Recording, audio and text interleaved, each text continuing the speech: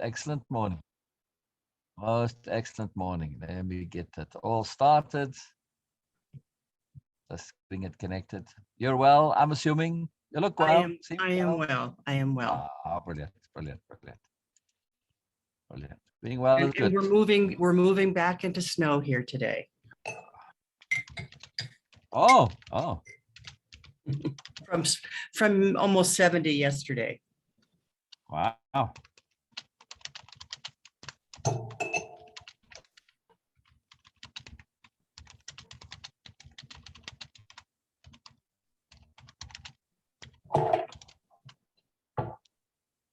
You're lucky to get snow. I love the snow and the cold weather, so I know most people don't like it, but yeah, Well, for us, it gives I us enjoy it. moisture too.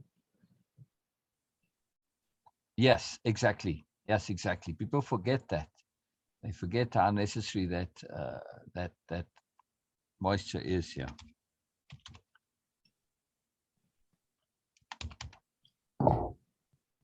All right, there we go. All right. Just making sure I got everything typed properly.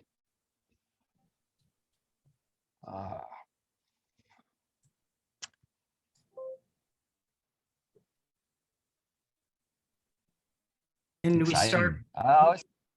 we start right Yeah, I'll start. I mean, right at the half hour, is that the, That's what the time I have it on the calendar for, so sure. Okay. Yeah. I will follow your Don't think- lead. Yeah, it doesn't matter too much because most of it is watched afterwards anyway. So Right. it doesn't really matter. Okay, but since we have it, so I'll give it another few seconds because then once I hit go live, it takes a few seconds to actually connect and all that. So Right.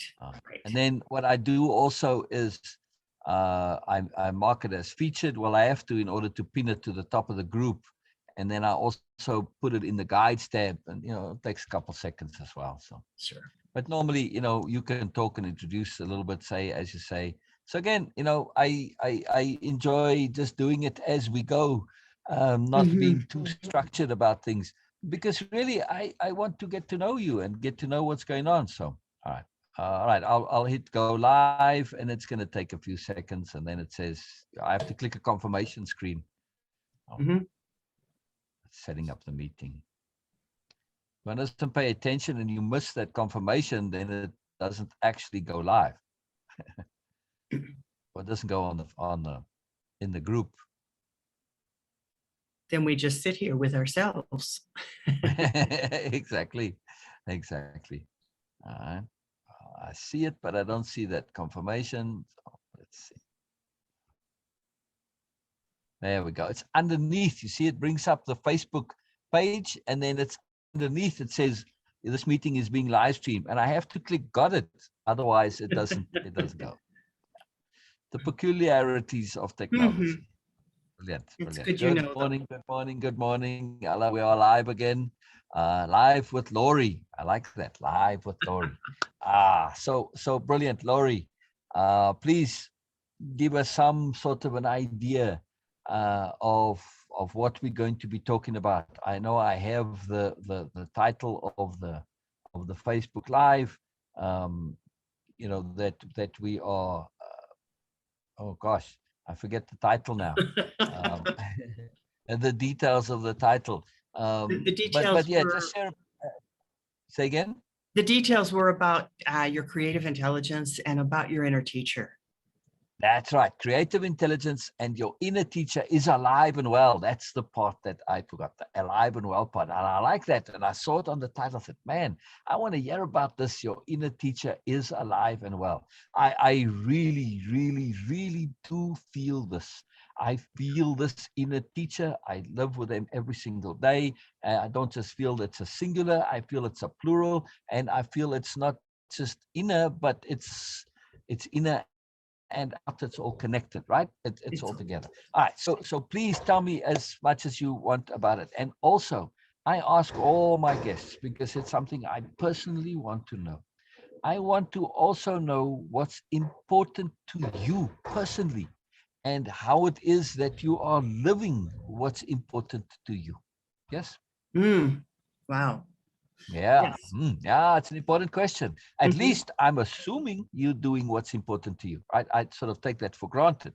But, getting to where we are in this place in our lives where we are doing what is important to us, this is a critical step. And, most of my guests are in that space. So I'm very keen to hear how they got there. It's always a fascinating story and why what they're doing is important to them. To Mhm. them personally, I want to know. All right, brilliant. I'm listening. I'm listening. While you tell me, I will do all the Facebook stuff that needs doing. Okay. And now you've just launched us into a huge, a Yes. huge endeavor, but a huge, oh boy, what do we even want to call it this morning? Uh, it's really, you've launched us into life, at least the Exactly. way that I speak Exactly. about life. Exactly. Yeah. Exactly. That's my intent. Yes. Yes. Yes. No small measures for us. Nope. Nope. Nope. No Nope. small Nope. measures. And I am never been one for small measures. Um, Yeah. but I always have been one who's wanted to know, who's wanted to understand what life was about, and not understand intellectually, although that was probably a part of what I wanted. But it was, for me, it was feeling all of this inside of myself as I grew up, all of the sense of being separate from the people I saw around me, being separate because I felt like there was this whole thing in me that I didn't understand and that I didn't have a way to understand because there was no one I could speak to about it. I Yeah. would have a friend here or there, that, oh, wait, Yes. I want you in my life because we can speak at this level in these, about these kinds of things. And I suspect you understand what I'm saying about that. Absolutely. But that, Absolutely. but Yeah. that set up in me, and you and I were talking about this when we spoke earlier, that set up in me something a little different, I think, from you. For you, you were really moved to search and to read and to take in as much as you could. I did that, some of that, and more, much more of that later on. But early on, what it did in me was bring up a lot of doubt. Like, Yeah. can I trust this? Can I trust this feeling? Interesting. Interesting. What is this? And why do I feel so different from Yeah. everybody around me? Wow. Wow. Wow. Wow. Yes. Very interesting. Very interesting. It is astonishing to me how this factor that we end up in bubbles is Mm, actually a reality. When at least I hope nowadays this is not a reality anymore. That one can find connection. To find physical, connection. I don't mean in a physically intimate way. I mean mhm, uh, in person. That mhm, this may be difficult because you're looking for somebody who may exist on the other side of the world. But mhm, in the internet era, we have this ability or opportunity now, whereas when we grew up, that wasn't around mhm. as much. It was a very different environment. So I just want to say to people out there who are experiencing the same thing that you certainly can connect. You certainly can connect, but you do have to make that effort to connect. You Yes. do. You do. And you have to Yeah. look for it. Well, so what I did a lot was look for it outside.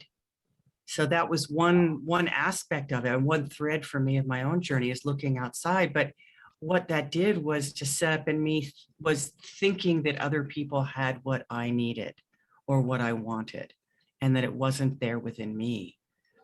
But that took me into being a psychologist, or into the field of psychology, into becoming a psychotherapist and working with others, because I felt like I understood something from the inside that, well, as I started having a private practice, I found out, oh yeah, a lot of other people felt this way and had this longing, had this inner longing.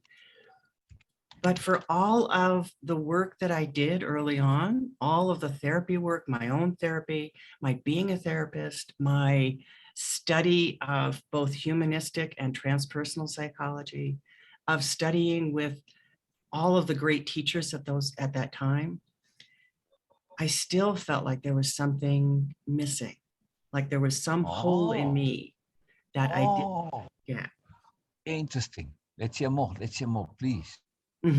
Well, that took me into, I continued to look, and I started working I was working with music. I was training people in how to work with a particular way of working with music and the imaginal realm, and started seeing, really moving more into a more expanded view of what we could call reality, a more expanded view and an experience of that.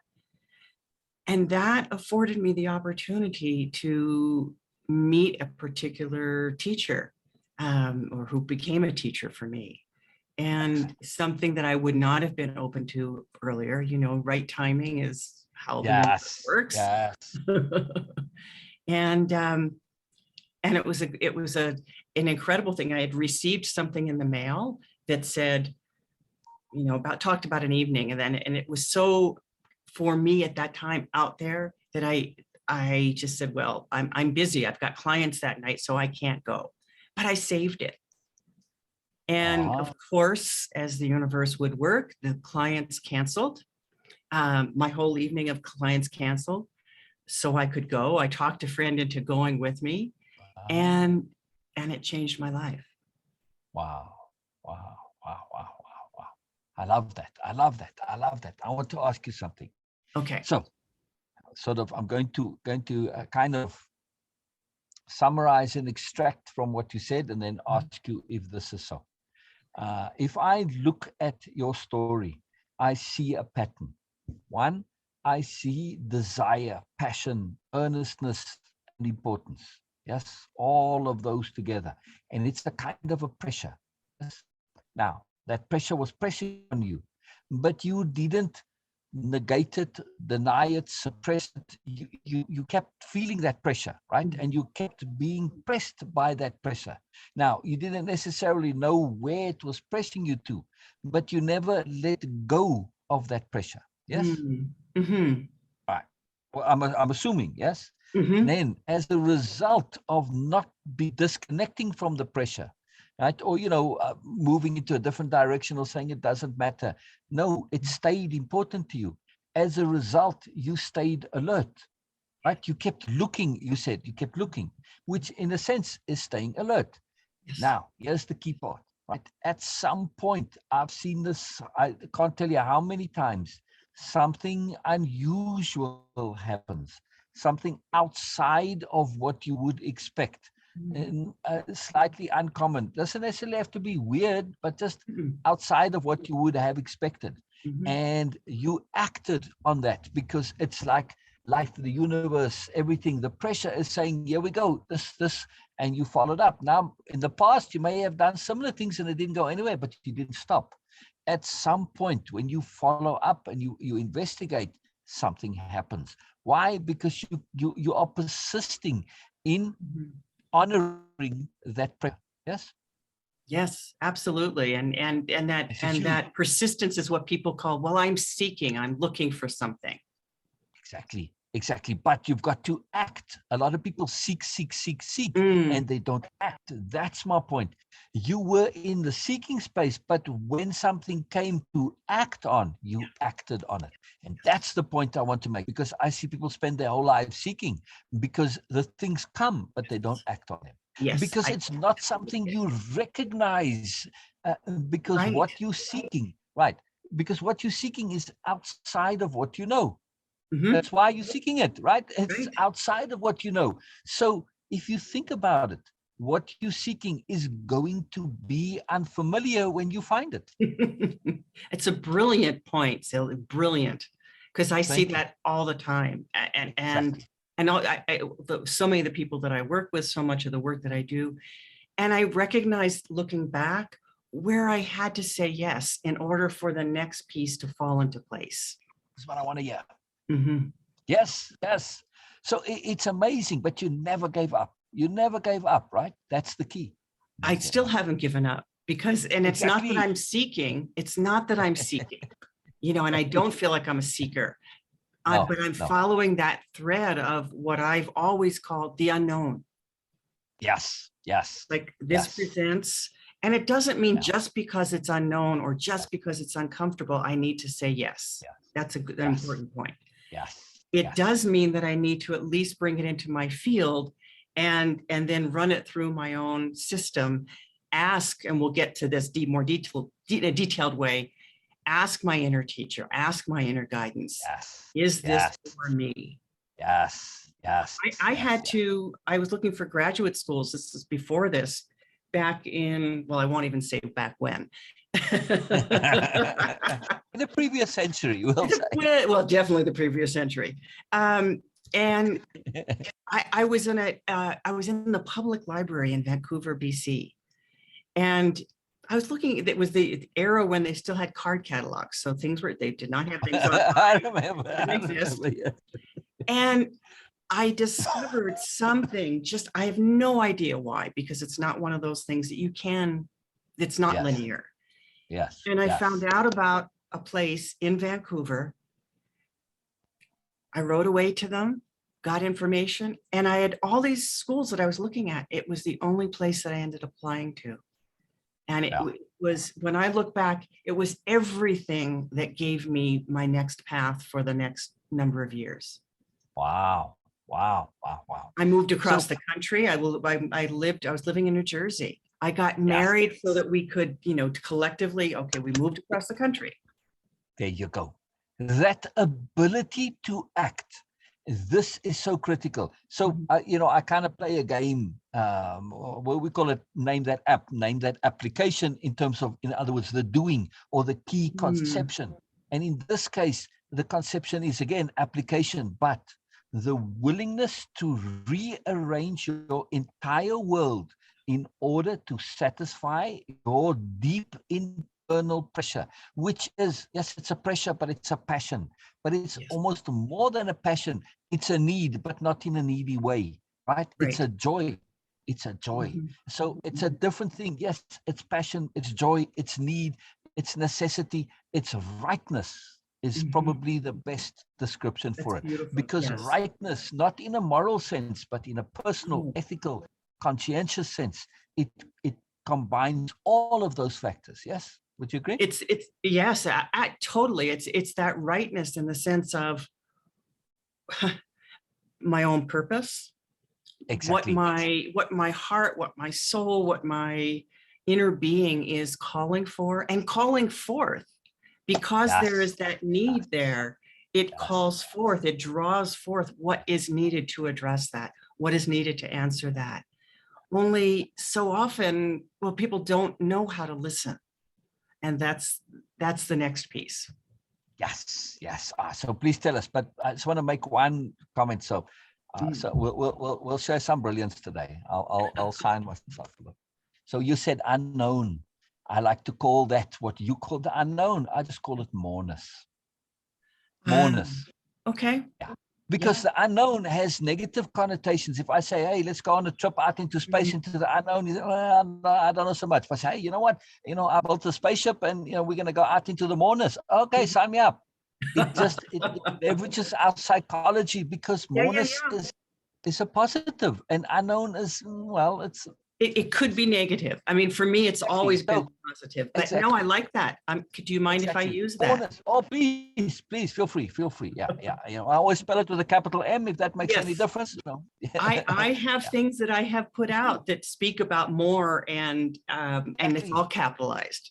Exactly. So moreness is so huge. And again, as you know, from a psychological point of view, we can be kind of stupid sometimes on tiny little things, and labels are massive. When we can relabel sometimes our whole world can change just by relabeling. It's incredible. So moreness, unknown, one of those huge labels.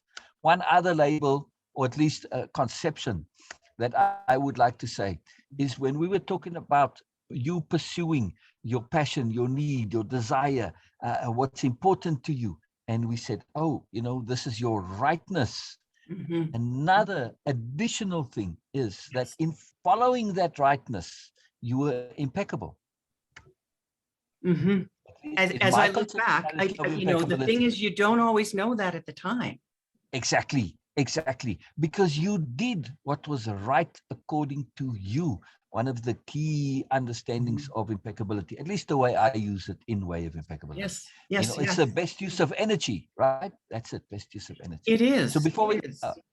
one And last, things line oh, up. go ahead. No, I was just going to say things Exactly, line they up line up. when you're doing that. Exactly. That brings me to the last comment I want to make on what you said. Just as a way of connecting it into a greater conceptuality, and that is for me. I share this all the time. That once we realize the world does not work the way we think it does, Ooh, that's when everything changes. yes. Right? The world does not work the way we think it does. I try and remember this every single day. Yes, because it tends to repeat, and we assume because it's doing the same thing, that's how it is. No. Every now and then it will come and surprise the hell out of you, and you need to be ready for those surprises. And you were right when that surprise came. You acted on it. You changed your whole life. And I'm assuming it's not the only time you've done this. You've done this other Oh, I times could too, tell right? you countless stories of that. Countless stories. And those would be stories of magic, yes? Absolutely. And that was part of what I moved into with this Yeah. teacher, Dawn, is, well, first of all, it was receiving new energy systems into my body that did fill that hole, that enabled me to feel inside myself, to feel that self-love, to feel that love and connection with the universe that I truly had never felt. Well, I had felt it, early on. And I experienced it through my dad, who died when I was 6. So, there had been that theme working through, but this was just, it was an experience in energy of feeling that deep love and starting to connect with that inner teacher, what I would call that inner teacher. And we can call that anything. And we could say it's plural, or, for me, it doesn't matter. Yeah. It doesn't matter. But what does matter is that I could start to feel the reality of that, the truth of that, the feeling of that in my body. And so the self-doubt, when that would come up, it'd be like, oh, this feels so different from this. This feels like truth. Wow. And the way in which that lined up in me, and it's not a linear line, but things fell into place. And so now it's aligned rather than lined up. Yes. Yeah. Yes. So that's that continues, because what I experienced in the next part of my life till now is the way in which that magic happens. And I want to hear more. Is there not just as a one-time kind of thing, or where I've needed to change my whole life, but there's been those times where I have. So you're a part of the world, yes? I mean, duh. Yes. Right? And since the world does not work the way we think it does, would that include you? Do you also not work the way you think you do? There are times. Exactly. Now we can take that in a negative or a positive way, but I'm using it more as a sort of a mnemonic device, as a reminder to say we are a mystery. Don't assume you know everything about yourself. You don't work the way you think you do. You work in a more magical, more mysterious, more incredible way. Right. And also I would say just to members in the group in general, just because your particular private reality is different does not make it invalid. Yes. It might, if you're indulging. We can say it the other way. We can flip that on its head. It not only doesn't make it not valid, it makes it valid. It makes it valid because that is what your experience of reality is. Exactly. But I mean valid in terms of being worthwhile and useful and beneficial and so on. Yeah. I mean, if you're indulging in self-pity or complaining all the time or something like that, that's a different thing. But I mean, your actual experience, when you take all that out and you really look at it objectively, say, this is a reality I cannot deny. And then you've got to say, it's real. It's real to me. Doesn't matter that it's not real to anybody else. And that realness you've got to honor, because this is yours. This is yours. This is what makes you you. Yes. And we know the suffering that happens when people don't honor that. Exactly. That's what causes the suffering. Exactly. And it does sometimes mean that we have to go against other people. But I also know my experience has been, and this is something I do say to people, is energy works appropriately. Yes. So when I needed to leave my husband, for example, huge thing. I had a young daughter, and it was utterly clear that I needed to do that. And it was another example of turning my whole life upside down. But it ended up being perfect for everybody. Sorry. I was getting excited there. I'm keen to hear. So I just, Sher's joined us as well, and Venus here. Yes, being a capital H hearing, absolutely. And Sher says we must be brave enough to receive before we can connect. Oh, yes. Beautifully said. Yes. Yes. Yeah, brave enough to receive. And some of us receive the word receive from the universe. Mm-hmm. It's a long story. Sure had a dream in this. That was just a really cool story. Yeah, and this was what came. So it's really potent. It's nice to see it in action, in application. Yes. Because we have to receive because things come to us in energy first. And so whether it's an idea, whether it's an impulse, they come to us. But if we're not willing to pay attention, then we're not willing to receive. We're not receiving. Exactly. You said something. You said it became clear, or you used the word clear. Sorry, I forget the exact wordage. But when it became clear for you, how did you know it was clear? Well, this goes to what I've been developing over the last 30 years, which is that ability to hear inner guidance, to know inner guidance, and to follow it, and to be willing. That's part of the receiving, and the willingness to almost surrender to it. You probably have a different word for that, but surrender and then follow it, because what I've seen over and over and over again is that when I do, that's where the magic happens. That's where the next step shows up. Remember Indiana Jones in Temple of Doom, I think it was, and he had to step out onto a bridge that didn't exist. He couldn't see it. All right. But he had to put his foot out there into the moreness. Yes. And trust. Yeah. See, for him, it was always moreness. That's his entire psychology. There's no unknown for him. There's no, it's always moreness. That's what makes him excited and enthusiastic about all of the stuff. It's always moreness. So moreness is not just a conception. It's beyond a word even. It's not only, it's a philosophy. It's just in that one word, you've got an entire life philosophy right there. I want to hear more about the inner teacher, right? However you define that, an inner source of value and guidance to yourself. How to access, how to connect this. Please share more. Yes, it all comes in energy. Yes. It does. And why I have often called it the inner teacher, and it's not the only thing I call it, and it's not even it is that it's a way of living life. It's recognizing that there is this connection, their presence is alive and well within me, and that there is always that ability to go inside and ask, to go inside and see what it is that's next. And that may be whether it's what you're to do with a relationship. It also may be something in the world of business. And this is where have brought this into being more, is you have a great idea, but how do you bring it into being? And you can go outside for that expertise and you'll get some. However, that inner teacher is also there and available and to guide you into, which web designer to use, which brand colors to use. And I remember as I was working with my teacher when just after she had brought through the work of called Terea, and we were doing a very early website, and it was this person, and and here were the colors that needed to be used and how it needed to look, and it was all following that energy and that connection. Oh, wow.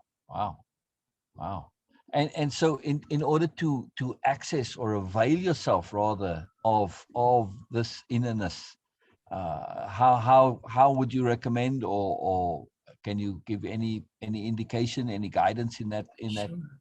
field? I mean, absolutely. That is what I do. I mean, I both activate and teach people how to access that. So in energy, I activate that because I work with what I call, or what are called, higher consciousness energy symbols in service of initiation to open people up to that. However, that's one way. I mean, that's the quantum leap kind of way.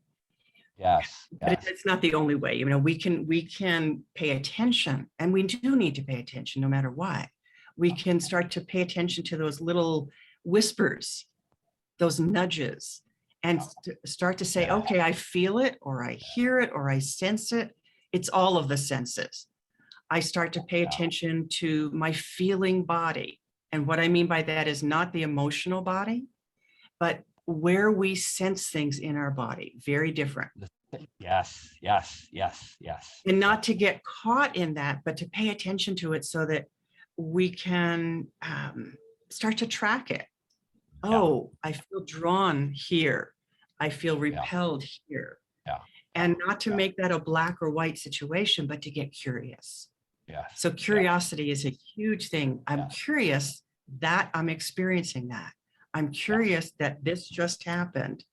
Let me ask some questions about it. Let me go inside and do what I call inner inquiry. And that's something we can talk to, to the listeners, your listeners, about, is the kinds of questions to ask from a grounded, quiet, centered space.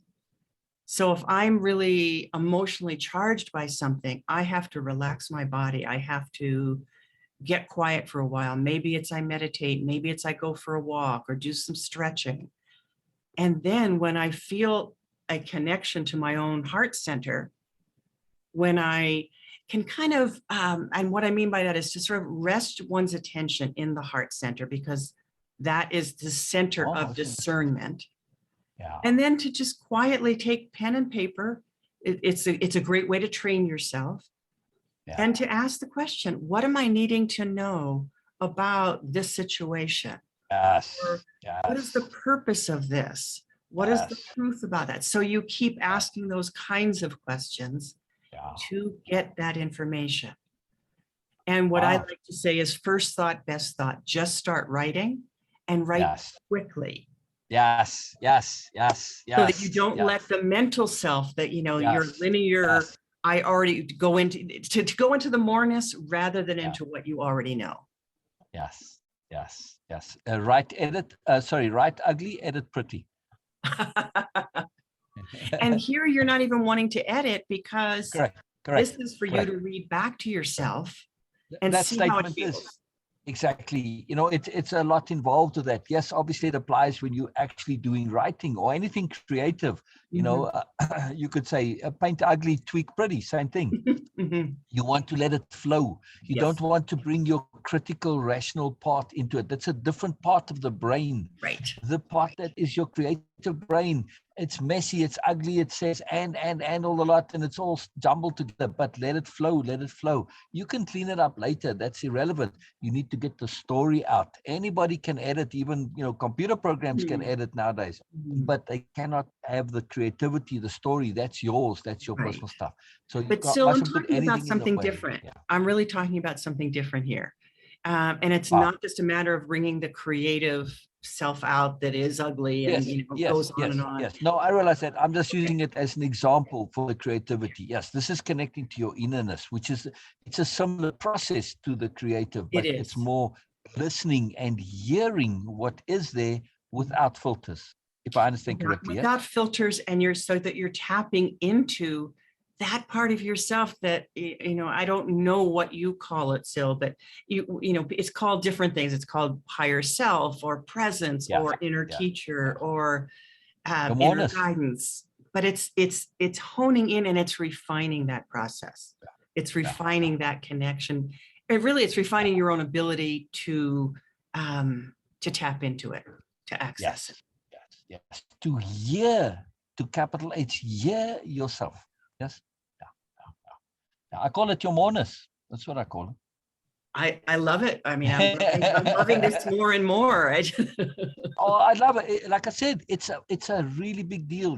Anyway, it's really cool because it puts together what we do so nicely, and it just ties it all up. I want to ask you, important though. Yes. To get back into the sort of the technique here, when the difference between feeling and emotionality. So would you say that emotionality is the reaction to what we feel? It's also the reaction to what we think, what we believe. Mm-hmm. But so emotionality is the reaction. Feeling is the direct experience itself. Yes. Yes, that is how I would speak about it. And emotions come out of our past, our patterning, the things that we hold on to, our old stories. It's not that I'm not making any of that wrong, by the way. Correct. Because Correct. that is a part of our humanness and our human experience. It's simply that there is another whole aspect, just like there's a mental body, there's a feeling body, there's an emotional body. But, and this might sound a little pushy or a little something, I'm not sure. But here is how I have thought about it, is like an axis of truth, that emotions take us into more the negative side of truth. And by negative, and you're going to have a better word for me. I suspect. Inappropriate. Well, it's the old stories. So it's the I got you. Pattern and habit. Yes. So it doesn't give you the truth of the fullness of the moreness. Yes. But what I'm saying is the feeling body takes you into that side of truth that is the moreness. Exactly. Does that fit? Exactly. We have to be so careful of conventionality, particularly the conventionality of should and supposed to be and must be. All they do is limit us. They put us in a bubble of expectations that are limiting. When there's more to the world. I know I love to say it's a long story, but there's always more, right? There's always more to everything. There's always more. Yeah. And particularly when we're stuck, to know there are always additional options. We might not see them, but they're there. They're always there. Yeah. We believe sometimes they aren't, but they always are. Yeah. And that's a beautiful point to bring into that. We think so often in either ors. So it's either this or it's that. And we often see it when we get stuck. It's often because of that. And there's always a third option. There's always what my friend Jennifer Huff likes to say is, what would love do? Yes. Or you could say, where's the color? Either or is black-white thinking, and all that happens when you start thinking black-white, you end up in a gray world. Right. And you forget that all those glorious colors. For crikey's sake, come on, seriously, yes, things are convenient sometimes in either or, but many times there's either or is very limiting. There's color. There's color. Look for the color. I'm going to remember that too. Step outside. Say again. I'm going to remember that too. I like that. Yes. There's always color. Yes. It's so brilliant. It is so simple. It is absolutely so simple. On this point of color, real quick, I'll show you something here. Just because it's just as a mnemonic device, yeah. Mm-hmm. So I'm only going to show you a part of it. 1/7, yeah. So I bought a set of color pencils. Specifically, I bought one that I could easily find that had the most colors to it. Simply just for the visual reminder. As I have those in markers. The same kind of. I have 2 sets of many colors markers. Oh, wow. Yeah, I love it. And just as a reminder that there are so many colors and so much variety. Perspective, that's it. We tend to think either or, but then we forget there's multiple perspectives to everything. When you see those multiple perspectives, that's when you start to get a glimpse of the moreness. It's fantastic. Yeah. Yeah. Either And, or, very limiting. Very you know, limiting. I'm thinking about this, and we might talk about this. I know I'm going to interview you for Wisdom Talk Radio, and I can't wait. We might talk Brilliant, about that there, but what I'm thinking about it right now is what's happening in the world and how the polarizations that are happening. That's what I'm really thinking about. And how what we're talking about right now, that there's the moreness and the colors. Yes. There's always Yes. something else. And Yes. how can we Yes. bring that alive? And it feels like my work is often about reminding people of that. Yes. Yes. To me, it is to specifically set the task and the intent to look for multiple perspectives, not just for an additional perspective, because a traditional perspective could just go from, one either to the or, but multiple. The moment you look for more than two, you break free from the comparative and the mindset and the mentality of opposites. Yeah. That mentality of opposites is very devastating, because that says, well, if something's not black, it must be white, which is, of course, complete nonsense. But now when you see difference, you tend to say the difference is opposite to you, and you make difference bad. It's a terrible thing. So, when you start to see color, you start to celebrate difference, and that's how you change the world. Yeah. Anyway, just to go off on a side tangent. Well, it's a great side tangent, though. I mean, my mother used to say, well, there's got to be more than black or white, or actually, she would say more than vanilla and chocolate. She liked ice cream. Exactly. Where does the mint chocolate chip come in? Exactly, and mint and fudge and gosh, exactly. And yeah. Flavors, they are incredible. Without flavors, what would we have? Yeah.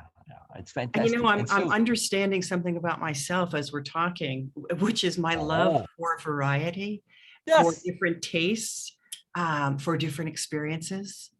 I am a world traveler, and not like some people, I've been to 80 countries or 120 countries, but really it's out of that knowing somewhere in my being that there's another perspective, there's another experience, there's another way to have contrast, so that I get to see something else, I get to know something else. In other words, there's always more. There's always more. There's always yes. Bina said it. Sorry, I've been so involved here. So Bina says, love your gentle voice and positive energy, Laurie.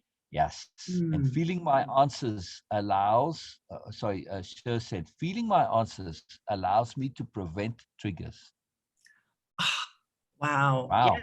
Yes. That's exactly it.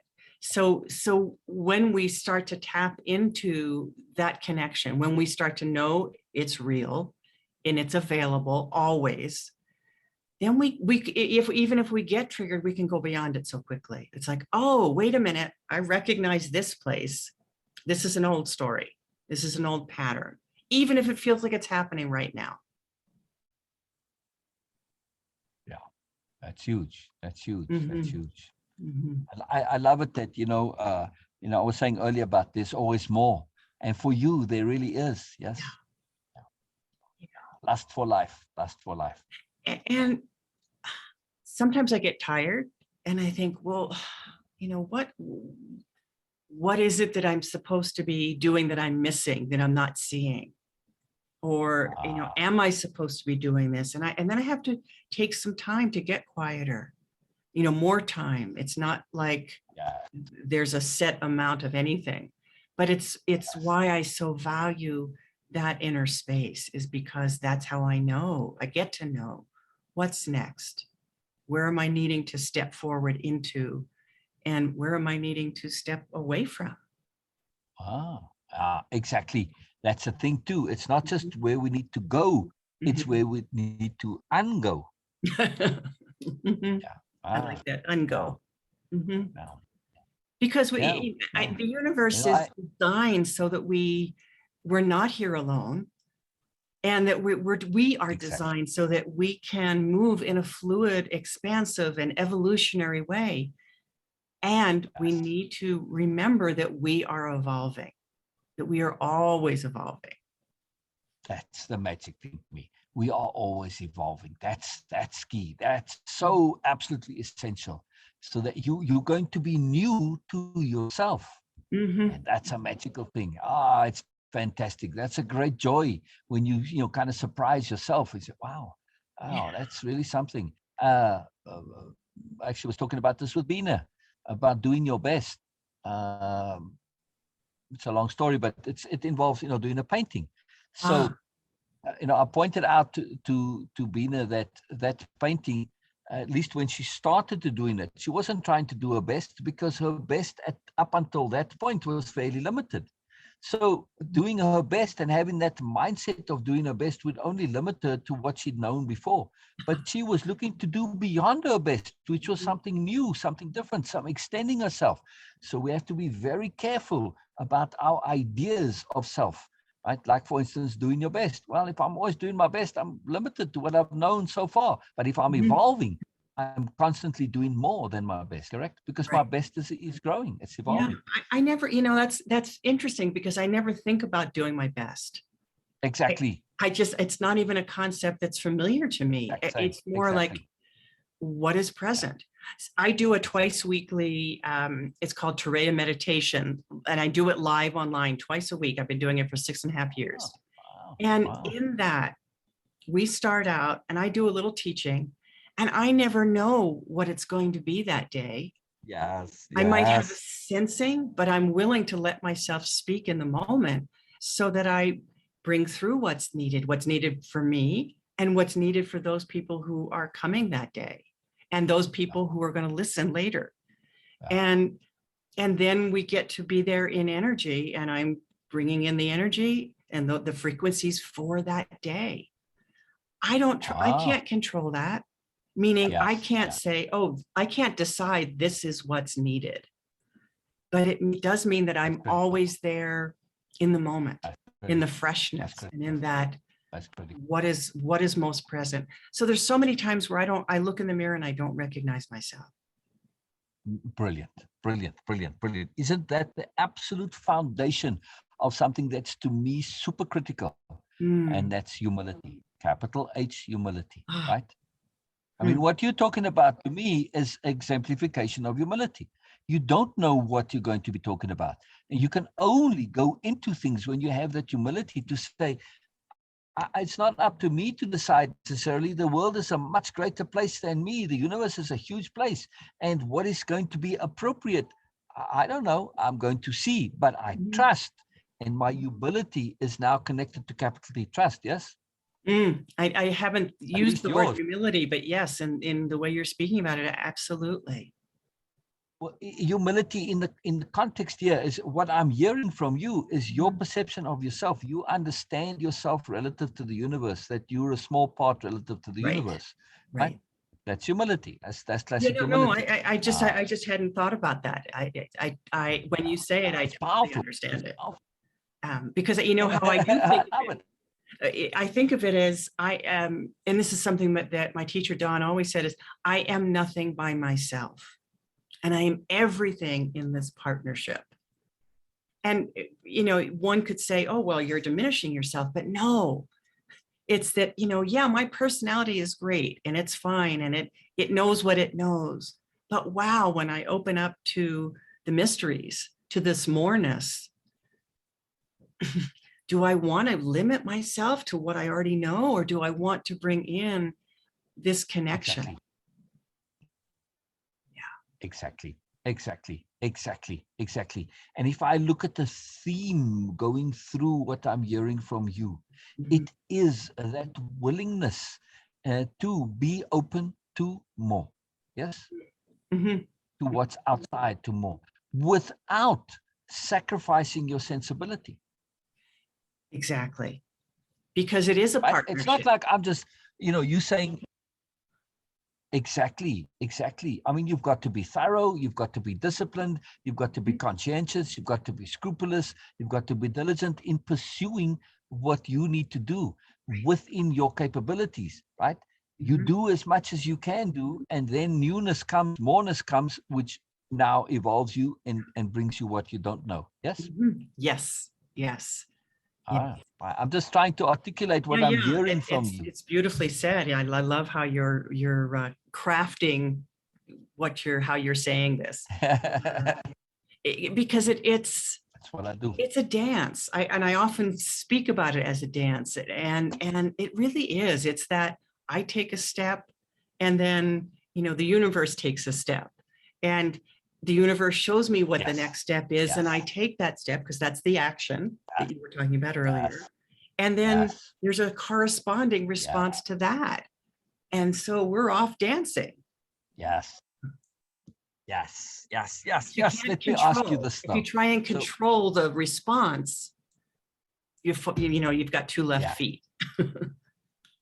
Exactly. And also the way in which the universe shows you that step, it's a very particular way. It's not showing the step for you as in, it's done for you. No, it's saying, here's how to do it. Now it's up to you to actually do the doing. Yes. I mean, it may, in other words, it may bring something to you, an opportunity, let's say. And it's your choice. Do you receive the opportunity? As the person earlier was saying about receiving, do you receive it? And receiving it is energetic. Do you receive it? And do you celebrate? Are you grateful for it? Or do you just say, no, that's not for me? Yes. And would you say that the way in which these gifts, these opportunities, these lessons are brought to you are as pure gifts? In other words, it's always your choice. It's never forced on you. It's a free choice. You can choose or not. Always. Up to you. Always.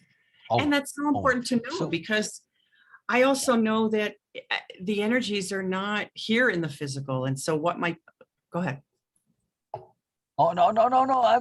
There's a comment, but keep going. Sorry, okay. I'm just saying, yes, important. Sorry, not to interrupt you. Yeah. No, I wanted to know the comment too, of course, because I can't see them. So Cher says, dance the dance, but then she adds, she says, a noble from a different community. Yes, sure. Yes, sure. Yeah. There's a lot of history to that, and I'll explain in a little bit. I can go into it. Just part something that, but it's a long story. But it's a great compliment for you. Yes. A new noble, by the way. Anyway, just tease Cher a little bit. It's from a book series I've written. It's about the new nobility, and it's a society built around the concept of being noble and nobleness. Nothing to do with hereditary nobility, and nothing to do with hierarchy, but that absolutely. That's why they call the new nobility, and they're very, very prickly a little bit on this point to say, hey, look, nothing to do with hereditary or hierarchy. No, it's about being noble. Actually, the quality of being noble, nobleness, and a true nobility, in other words, as a central concept for the entire society. Right, everything revolves around this, and in this context, nobility is bonus goodness. When you're being noble, you're not required to do it. It's bonus goodness, right? Some goodness, if somebody's drowning and, you're standing there and there's the life preserver, you throw it to them. That's not really, there's no choice in that. You just do it, right? But nobility is when you do have a choice. You're going above and beyond. You're not required. There's no pressure. You don't need to. You simply do it because it's a predilection of your soul, as it were. So, it's different conceptuality. Of course, it's not something that you should do either necessarily. It's just this happens to be what their passion is. And so Cher is touching on this. She's seeing this in you. So that's very cool. That's lovely. Well, it's a huge compliment. Yes. Very nice, Cher. Yes. Yeah. She added in the comment there, she says, yes, a new novel. Yeah. Absolutely. Let's underline that. Yes, underline that. Yes, emphasize. It's very cool, just in terms of thinking and doing and being differently. And what I'm also pointing out, at least it will be evident to Cher and Bina, who know way of impeccability very well, who live it and practice it and apply it. And that's what I was saying. It's very clearly evident when I mention, and I'm just re-articulating what you're saying, at least in my language. I'm pointing out and emphasizing the thread of impeccability that runs between what you do. And the core definition of impeccability is simply best use of energy. That's it. The core definition of impeccability, best use of energy. In other words, we said before, self-pity, worry, anxiety, whatever, those aren't a particularly good use of your energy. They just drain you. They don't bring you anything. But also being closed is a very poor use of your energy. Not evolving, terrible usage of your energy, right? So being open, but of course, being open with some sort of prudence or sensibility or sobriety. This is very critical, right? That's impeccability right there. Sobriety is a huge concept in way of impeccability. I use the word discernment, to have discernment. Absolutely. Yes. But discernment isn't there with the head. It's with the heart. I mean, it's really with the heart center for me, because it's that feeling of, is this right? And it's like people who have tons and tons and tons of ideas. They're the creative dreamers in my system. Yes. And they're wonderful. And they get stuck because they don't know the discernment, how to discern what's the right idea for them at this moment in time. Exactly. We like to say, or at least, you'll hear me say a lot, ADU, awareness, discernment, and understanding. Right? First, you need the awareness to know actually what's going on. But awareness alone is not enough. You need to discern your awareness to see the layers and the complexity and whatever's involved. You need to sort it, in other words. You need to go a little deeper. Then once you've done that, then you come to capital U, understanding, where things start to fall into place, start to become clear, you start to get it. And then, of course, you take those three together and you apply it. It's that action. So, yes, I like ADU though, because they add to you, and then you got to play on you and you, and I love mnemonics. You're a word person for sure. It's more conceptions than words. Well, yes, of course. But understanding it, what I hear from you is understanding is not a mental thing. I mean, it is, but it's so much more than that it is a full body, embodied understanding. Exactly. Capital U understanding is when you've taken your awareness and your discernment and you've applied it to the point of making it innate. In other words, you incorporate your knowledge, literally, right? In the actual literal meaning of the word incorporate, which is to make physical. If you don't feel it, it's not particularly real, and you're never going to really use it either. Yes. Yeah. I mean, you can feel, or at least you can believe you're determined, but unless you feel determined, you aren't determined. Right. Right. I mean, it's a very simple one. Very simple one. But when you feel determined, nothing stops you. When you feel it, it's in your body. It's a physical thing. And so, you don't call yourself determined. Critical. You don't call yourself that. Correct. Because you just are that. Yeah. Exactly. So, I'm thinking about, is it okay to launch into, it's just, I want to move into something around creative intelligence. Please, you go wherever you want to go. If I haven't asked what I should ask me to ask the question that you'd like me to ask. Okay. Well, it's creative. We put that into the title about creative intelligence. And so I want to make sure we touch on that. Because Yes. There's been in the last number of years a big focus on emotional intelligence.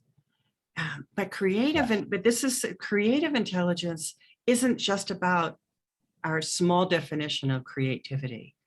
It's that the way that the universe works is creative source. And so how are we going to create?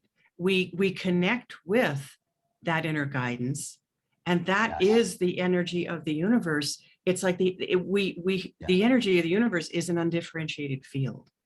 How are we going to make use of that? How are we going to receive it and then take the next step into making something real, into an innovation, into bringing an idea into form?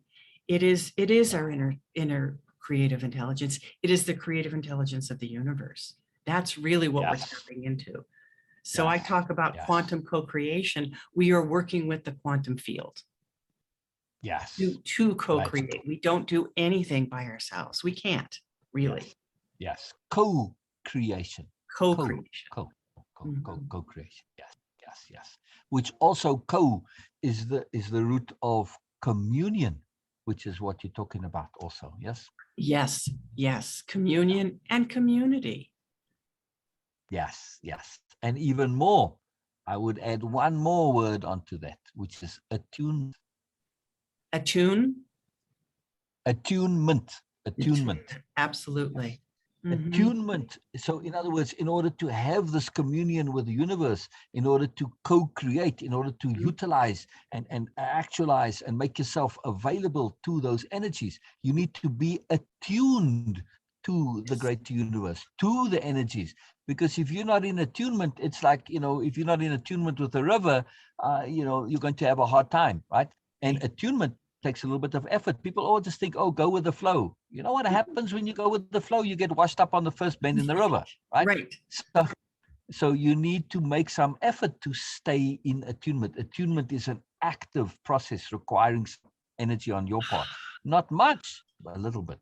Very key. No, Very but key. I love that you said it's an active process, because I have often said that Turea meditation is an active form of meditation. Now, it's not guided, and it's quiet, but it's active in the sense of it, of what you're talking about, of attuning to, of being willing to receive. Receiving is an action. Yes.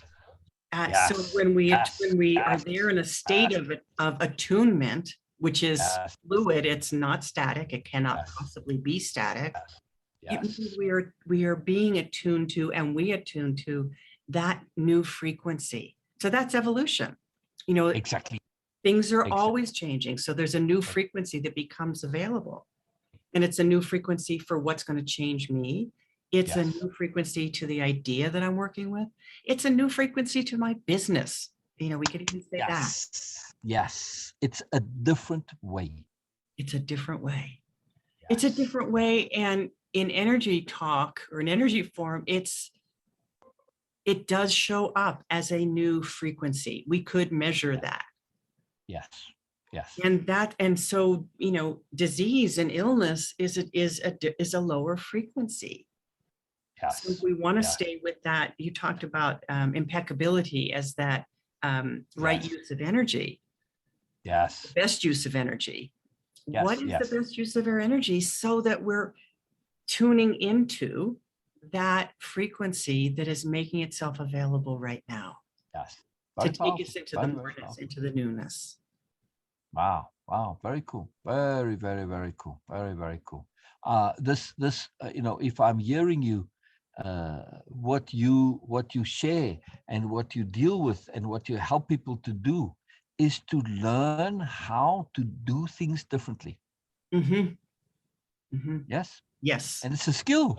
You don't want just as a one-time thing. No, you want the No. ability to, on a regular basis, do things differently when you have no clue, but you know how to basically do things differently. And now you've got the abstract skill, right? Yes. Which allows you to overcome your ignorance.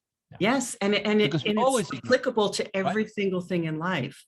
Exactly. It's, I've been focusing Exactly. more in my way of speaking about it on the, how do you take a big idea and make it real?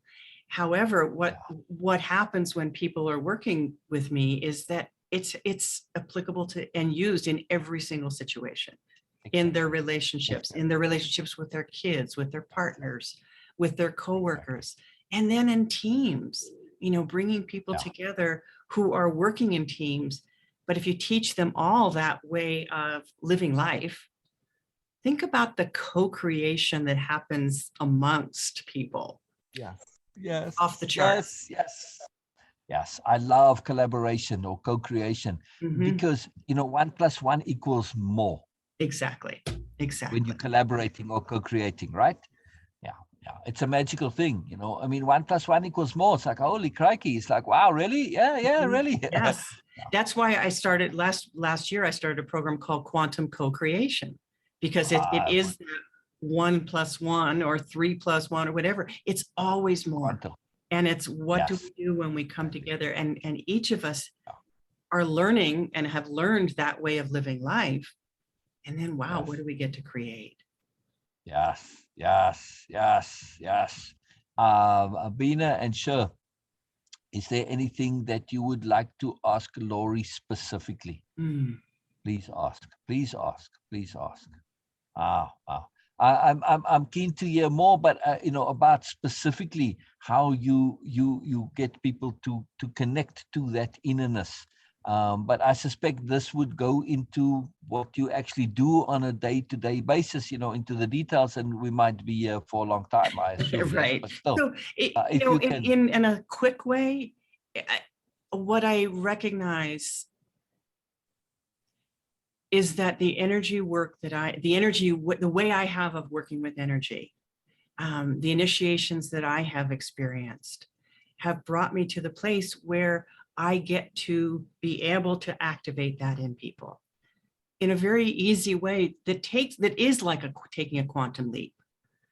Wow. And it's what are the inner laws? And you know very much about this. How do you apply it to everyday life? Yeah. How do you take it? So I'm in the midst right now of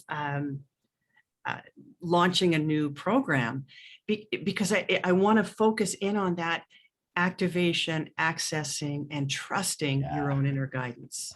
Yes. Because that's the key to living in this way. Yes. That trust is a big deal, and for in way of impeccability, every participant creates their own dictionary of power. That's what it's called. So it would be Laurie's dictionary of power, or Sher's dictionary of power, Venus dictionary of power. And in these are these conceptions that make so much difference. We've mentioned quite a few of them. And trust, capital T trust, though, that's why we call it capital T trust, to differentiate from regular trust, because there's a massive difference. And what I'm hearing from you is that this capital T trust is a major part in what you do too, because it's a particular kind of trust. It's not empty wishful thinking trust. Yes. Right. Exactly. Not hopefulness. And that is how I would absolutely speak to it as that inner trust, that capital T trust or radical trust, whatever you want to call it. That really, it's a big deal. It's a big deal when you live from that. Yeah.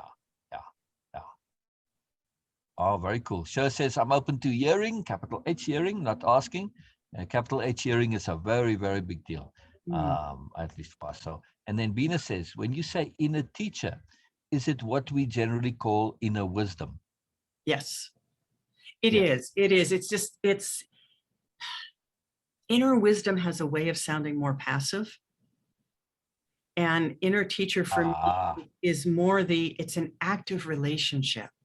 Yeah. And so we can be, and I'll put this in quotes, taught by our own inner teacher. We don't have to, brilliant. Give someone else the power to be our guru. Exactly. We have that. And we need to know how to access it and then to capital T trust it. Yeah. Would you say also that your inner teacher or our inner teacher is intimately intertwined with the inner student?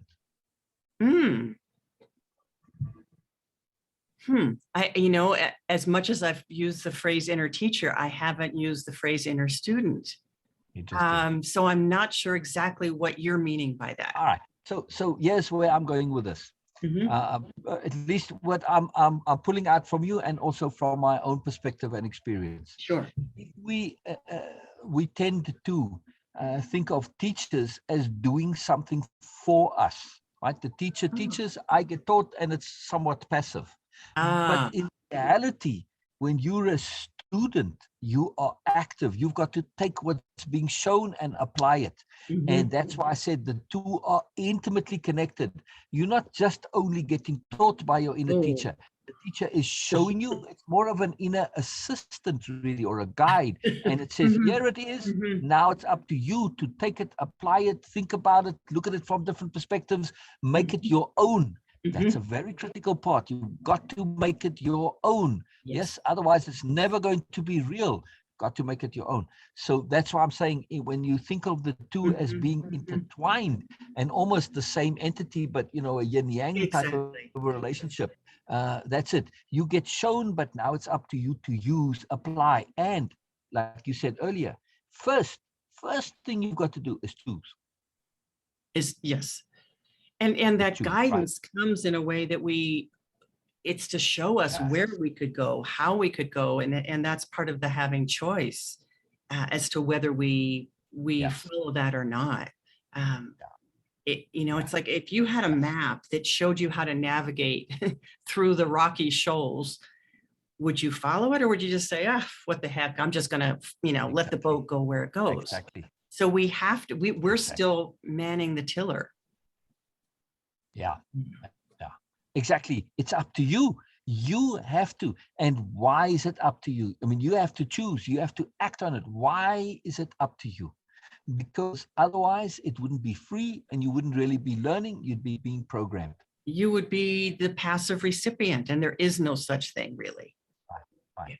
But it would be programming. If you had no choice and you were just told, do this, and you did it, and you had no choice in whether to do it or not, you would end up being a program, right? You'd be programmed. And then how would you feel? You wouldn't really think it's real because, well, it was put into me and I don't really have a choice.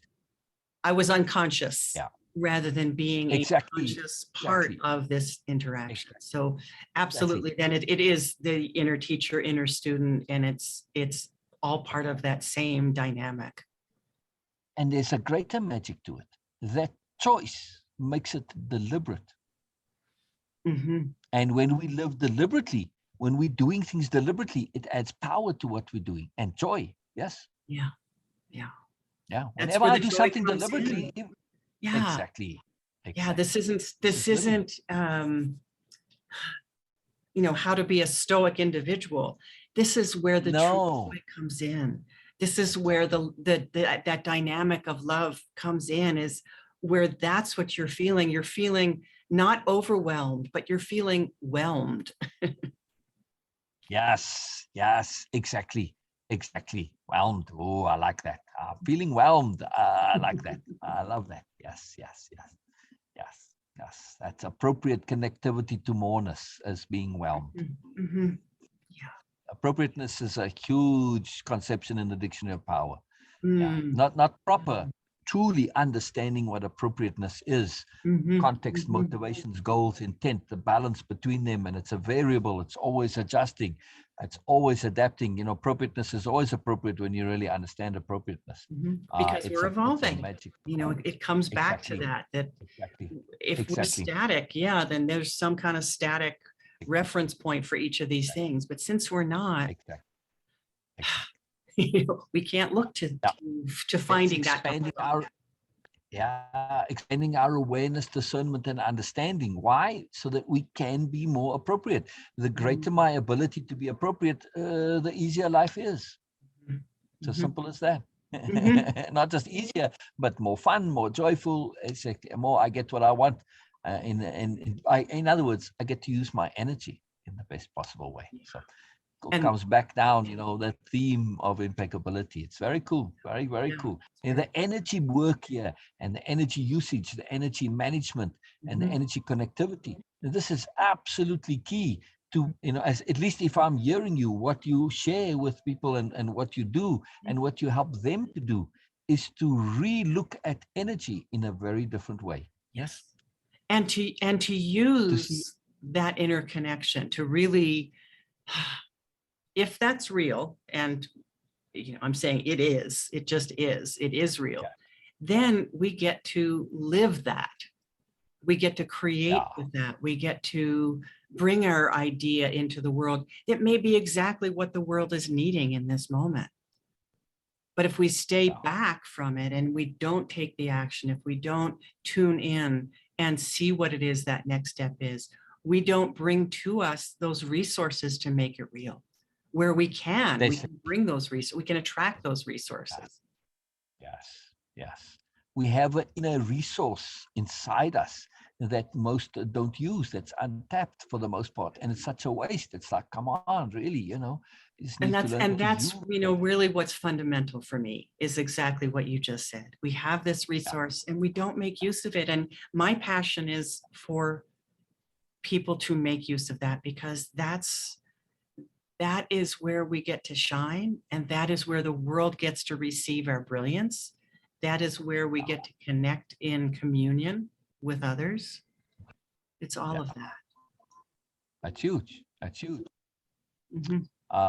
Sure asked a very important part. How do we need more of a web page, Facebook, or other media links? So yeah, please just put them into the chat for me, the Zoom chat, and I'll copy them into the. Okay. Or you can message me them or email me them, and I'll add them to the post. But certainly I would like to put them. I'll put them in both in comments and edit the title at the top. I'll send you There the you rest. go. That's my website, thebacainstitute.com. And yeah, I've got all kinds of things and So on this website on this is the way website, they can connect to you. yes, they can connect with me. They can take the Creative Innovator Style Quiz. They can receive a lot of information and really a lot around inner guidance. Lots of things. All right, brilliant. And also the connection to Wisdom Talk Radio, my podcast. Okay, brilliant. And I'm on if Facebook that's and LinkedIn and all the rest. Okay. Well, we'll all be friending you, I believe. So we have a whole bunch of friend requests. I want to add it to the top of the title. All right. So before, just keep going. Is there more that you wanted to share that we didn't touch on? I want to make sure that all the key points that you want to connect to are touched on. Well, I guess the only other thing that I want to say and even as I start that, we I think already know we could do this for a couple more hours, but we won't. But it's around what people speak to about intuition and gut instincts, and that inner guidance is even more than that. Inner guidance is that refinement of your intuition, a refinement of what you experience as a gut instinct. Those are important. Those are important to pay attention to. And it's part of those first steps of doing that. And it's just that this, I can't say it any better than how you said it, which is it's the moreness. There is more. Yes. There's always more. Yes. My main character in the new Nobility series, her name's Biella Noble. She'll talk about long stuff and give a long, detailed explanation. She's very earnest, and then she'll say, "Oh, there's more." But then the group that she's speaking to, after a while, they started to sort of, chorus to say, "There's always more," and that's where the "always more" came from. So they kind of tease her, because she forgets it. She says, "Oh, and there's more. There's always more." Then breaks the bubble a little bit. No, it's fun stuff. There really is always more. And that's why I so love this conception of moreness. When we really connect to this and understand, it's like, man, that's what I heard right from the beginning. Laurie is sharing how to connect to moreness, not just your own inner moreness, but the moreness of the world and the universe, right? This is what I'm hearing. So please feel free to use it. Nothing belongs to anybody as far as I'm concerned. They come and it's like, man, that's great.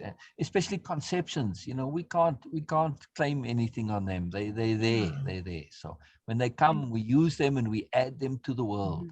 I love when stuff gets added to the world. Yes. Very cool. Doesn't matter where it starts. And that's why I'm doing this, is because everybody has this moreness to share. And those are the people that I work with that pretty much already know that there's more, but may not know how to tap into it, may not know how to access it.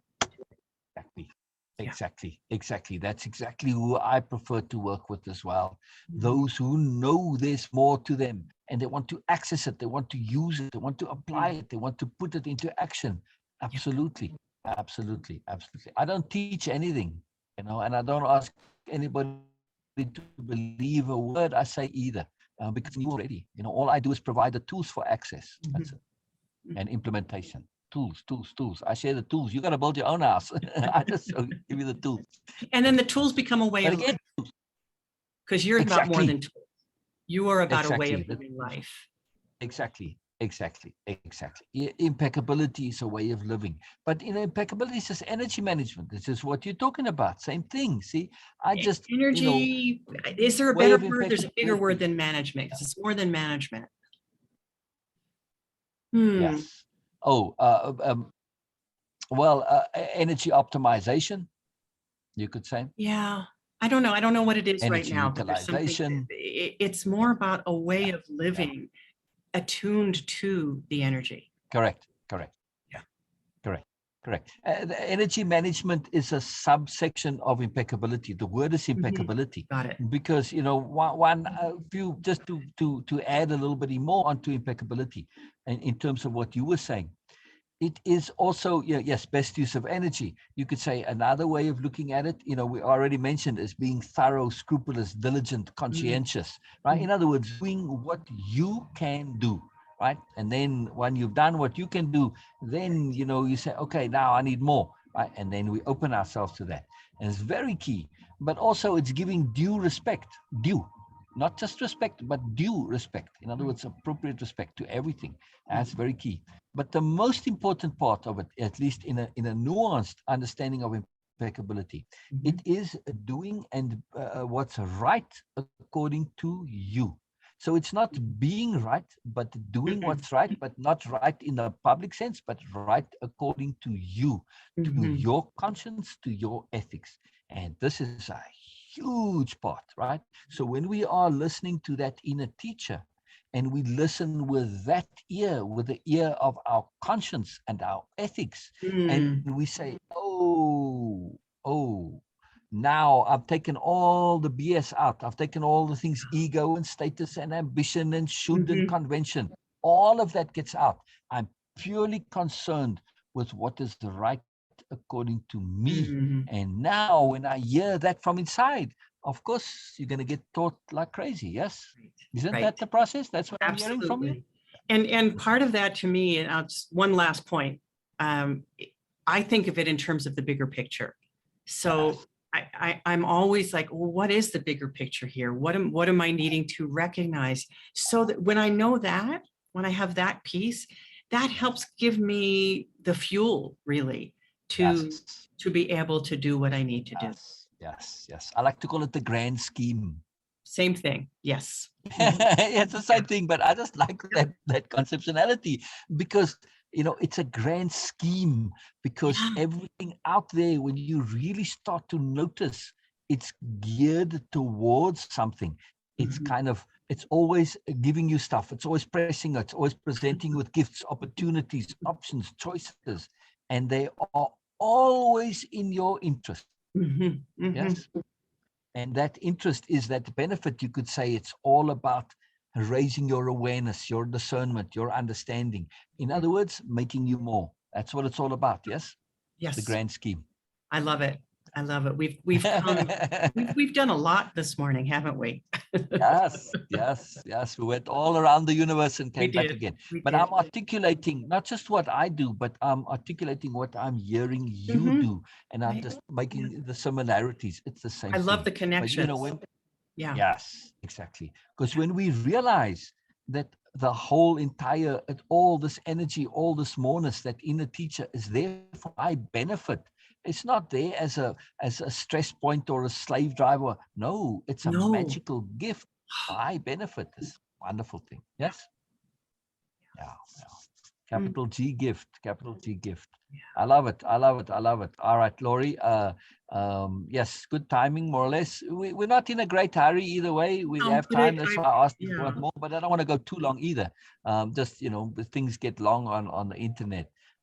So please share if there's anything you want to end on, or again, we'll connect more. You want me to come and be a guest, so I'll be more than happy to. And then too, any questions for those watching this on the recording, please don't think your questions are only, when we live. No, when you question, we always respond, and no matter how long afterwards, we get a notification, somebody commented on this, and then we come and we pay attention. So please, feel free to ask questions. We love questions, right? Will I be able to respond as well, or get notified? Or sure, just join the group. Absolutely. Yeah, just join the group. Yeah. Thank you so much. Anybody in the group can respond. Great. Thank you for the conversation. It's been brilliant. Yeah. So if somebody does have a question that you specifically want Laurie to answer, just tag her. It's very simple. Once you remember, they'll be able to tag you. So no problem. Right. Okay. Very cool. Hang on, let me see. I saw something there. Bina says, looking forward to seeing you again. Sher says, thank you. Sher says, yes, in comment to what we were saying, unbound living. Yes, absolutely. That's the intent. That's what we're going for. Isn't that cool? Yeah, very cool. Sher's name, Sher Unbound. That's her name. Thank you to your listeners, to those who are listening now and who have commented. I really appreciate it. But also thank you to anyone who listens after the fact. Yes. Yeah, Norma just joined as well. So Norma, hurry up. If you have something to say, type it in comments there. If you have a question to make, she was a little late in joining, but she'll watch the recording and she will comment and ask when she watches it over again. So Norma's hi, Norma. Questions. Yes. Brilliant. All right. This is fantastic. What a joy. All right. We'll end it there now. I want to try something. I want to see, because before I never had much success doing it, but I want to see if I can end the Facebook Live and stay on Zoom. So okay. Yeah. So stick with me a second. I will. There is. Okay. Stop live stream. Yeah, I saw the live stop. There we go. So let me refresh the page. Because I have the Facebook page open, the group, right, where we were live in, and yes, it's not live anymore. All right, brilliant. I'd like to say goodbye a little bit. Yes, I know. Before it would end everything, and it's like, well, where are we? And so, I know. So I always like to be able to say goodbye to people and say wow, and that was a wow. I love postmortems as well, and if we're lucky, hang on a second, if we're lucky, Bina and Sher might come. Well, actually, I need to go though. I know. I need to go because I've got a Wisdom Talk Radio recording in a few minutes. Okay, good. Well, I just thought if they do come and they say hi when you say bye, that would be cool. I know. That would be lovely too. Okay, this was great. Sher would be a really great guest too. Sher's, written her own book. She's got another one coming. Her journey as really having a trauma survivor. Now, okay, she doesn't care for that term too much. Me neither. But still, right. But that's part of what she does is to change that terminology and shift out. And it's about being unbound. That's why she's Sher Unbound. So there she is, saying hello. So that's why I just wanted you to see her at least. I was just telling Laurie that you'd be a good guest for her as well. Anyway, hi, Cher. All right, Laurie, great to meet you. This was too fabulous. You too. Hi, I'm sorry, I'm really kind of down with allergies today. Yeah. Okay. Laurie has to go. So, yeah, I've got a recording that I've got to hop to, but it's lovely to see your face. Thank you. I will definitely be looking up your website. I resonated with every single word you were saying. It sounded so much like you were coming from connecting to the body as well as to the spirit, the mind, everything that's out in the universe. Wow, it was just amazing. Thank you. Thank you. You don't usually get the direct feedback, so thank you, Cher. That's lovely. Beautiful. That's why I was hoping Sher would come. Direct feedback is always precious. Always. Fantastic. Okay. Fantastic. Well, Laurie, Phil, I thank you. I will send you. Question. Yes. Because I don't know what it is. I don't know what your last name is. Oh, it says it on my screen there. Seymour, Seymour. Oh gosh, I never look at those. I'm so used to tuning them out already. Laurie Seymour. All right, never mind. You got it. Yeah. Okay, and I will at some point today. I'll both join the group if I haven't already. I'm not sure if I might have, but also send you the other links. All right. Brilliant. Brilliant. I'll add them all. All right. Bye-bye, Laurie. Thank you. Bye-bye. Bye-bye. Bye. Fantastic. Bye-bye, Cher.